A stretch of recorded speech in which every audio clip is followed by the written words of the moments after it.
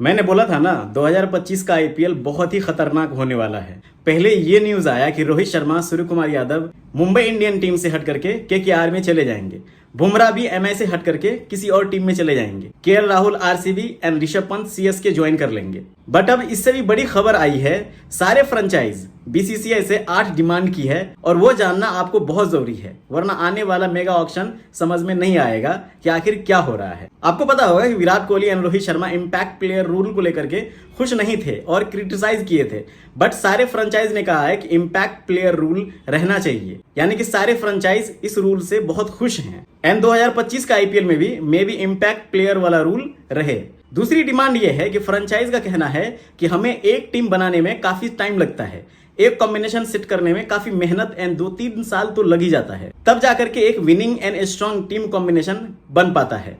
But जैसे ही team उस लायक होती है, मेगा ऑक्शन आ जाता है, जिस वजह से सिर्फ 3-4 प्लेयर को ही रिटेन कर पाते हैं, बाकी को छोड़ना पड़ता है। फिर उसी मेहनत से, उसी शिद्दत से टीम का कॉम्बिनेशन बनाना पड़ता है। फिर 3 साल में फिर से मेगा ऑक्शन आ जाता है और फिर से हमारे लिए मुसीबत खड़ी हो जाती है। इसलिए फ्रेंचाइज का डिमांड है कि मेगा ऑक्शन कम से कम 5 साल पे हो। और इसी में अगली डिमांड ये थी कि मेगा ऑक्शन में 4 से 6 प्लेयर्स को रिटेन करने की अनुमति दी जाए एंड टीम के किसी बड़े प्लेयर या कैप्टन को रिटेन करने की अनुमति होनी चाहिए। Plus 8 right to match option दिया जाना चाहिए, क्योंकि बहुत प्लेयर ऐसे हैं जिसको डोमेस्टिक टैलेंट के बेस पे ऑक्शन में बाय करते हैं, फिर उन्हें तैयार करते हैं और जब मेगा ऑक्शन आता है तब उन प्लेयर्स को भी छोड़ना पड़ता है। इसलिए फ्रेंचाइज का ये डिमांड बहुत ही वैलिड है और मेगा ऑक्शन 5 साल में हो, ये डिमांड उन फ्रेंचाइज को बहुत सूट करता है, बहुत वैलिड होता है जो विनिंग कॉम्बिनेशन बना लेते हैं, फिर आईपीएल जीत भी लेते हैं, बट फिर नेक्स्ट ईयर ही मेगा ऑक्शन आ जाता है जिससे टीम बिखर जाती है और टीम कॉम्बिनेशन टूट जाता है।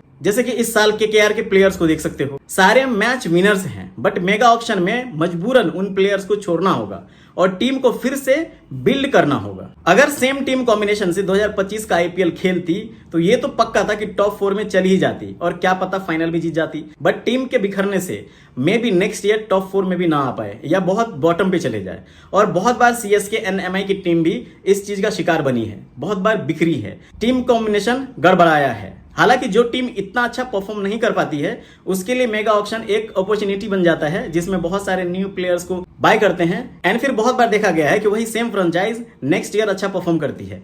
अब देखते हैं कि बीसीसीआई इस पे क्या डिसीजन लेती है। फ्रेंचाइज का अगला डिमांड है कि ऑक्शन में जिस प्राइस पे प्लेयर्स को खरीदा गया है उसका प्राइस माइनस प्लस करने का अधिकार फ्रेंचाइज को होना चाहिए, यानी कि जो प्लेयर्स जिस हिसाब से परफॉर्म करेंगे उसी हिसाब से नेक्स्ट सीजन में प्राइस माइनस या प्लस कर सकें। जैसे कि रिंकू सिंह, जिनका प्राइस डेफिनेटली 5 करोड़ से ऊपर होना चाहिए, जिन्हें सिर्फ 55 लाख अभी मिल रहा है। और दूसरी तरफ समीर रिजवी, जिनको 8.4 करोड़ में सीएसके ने बाय किया, बट परफॉर्मेंस बिल्कुल अच्छा नहीं रहा।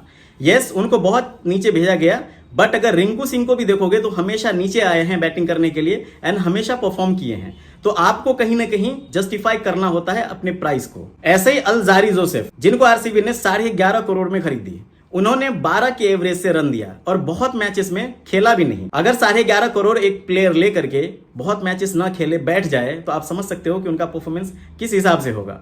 तो इनका प्राइस डेफिनेटली नेक्स्ट सीजन में कम होना चाहिए। और ऐसा ही Mitchell Marsh, Pat Cummins, Daryl Mitchell अपने प्राइस टैग को जस्टिफाई नहीं किए। आई थिंक ये स्टेप बहुत अच्छा रहेगा और जो प्लेयर अच्छा परफॉर्म करेंगे उनका प्राइस नेक्स्ट सीजन में बढ़ भी जाएगा। तो उन प्लेयर के लिए भी बहुत अच्छा होगा जो ईगर हैं रन बनाने के लिए, परफॉर्म करने के लिए। इससे यंग टैलेंट में नई जोश बढ़ेगी। आप लोग क्या सोचते हैं इस पे जरूर कमेंट करना। इसके अलावा फ्रेंचाइज का ये डिमांड है कि मनचाहा पैसा खर्च करने का ऑप्शन दिया जाना चाहिए। ये जो 100 करोड़ का लिमिट है, इसमें बहुत बार टीम के पर्स में पैसा कम होता है जिसकी वजह से वो प्लेयर नहीं खरीद पाते हैं, छोड़ देते हैं, बोली नहीं लगा पाते हैं। इसीलिए सारे फ्रेंचाइज का कहना है कि हमें ज्यादा से ज्यादा पैसे खर्च करने की अनुमति दी जाए। इससे प्लेयर्स का तो मौज हो जाएगा बट फ्रेंचाइज का दिवालिया निकल जाएगा। और बहुत जल्द हम ये भी देख पाएंगे कि फलाने प्लेयर को 50 करोड़ में बाय किया गया। बट अगर मेरे से पूछो तो मेरा सजेशन ये रहेगा कि इस चीज को ऐसा नहीं होने देना चाहिए। उसका सबसे बड़ा रीजन ये है कि जब कोई चीज एक बजट में होती है तो उसका मजा ही अलग आता है, क्योंकि उसी कंजस्टेड बजट में फिर हमें एक चीज पूरी करनी होती है, तो फिर हमें बोली देखने में भी मजा आता है, एक ऑक्शन देखने में भी मजा आता है। फिर हम ये जान पाते हैं कि फलाने के पर्स में अभी इतना पैसा है, फिर इनका क्या स्टेप रहेगा अगर वो मिशेल मार्श पे या कमिंस पे इतना पैसा खर्च कर दिए हैं। तो ये बड़ा अच्छा रहता है। वरना एक टीम के पास अगर बहुत पैसा होगा, एक फ्रेंचाइज के पास बहुत पैसा होगा, तो वो जितने भी अच्छे अच्छे प्लेयर्स हैं सबको खरीद लेंगे, फिर तो वो स्ट्रांग बन जाएंगे। तो इसीलिए एक पर्स में लिमिटेड बजट होना बहुत जरूरी है। सोचो, स्कूल का एक यूनिफॉर्म होता है जिसमें किसी स्टूडेंट का अमीरी या गरीबी नहीं पता चलता, बट अगर वही स्कूल में ये खुली छूट दी जाए कि कुछ भी पहन लो, तो नेक्स्ट डे से ही डिस्क्रिमिनेशन स्टार्ट हो जाएगा।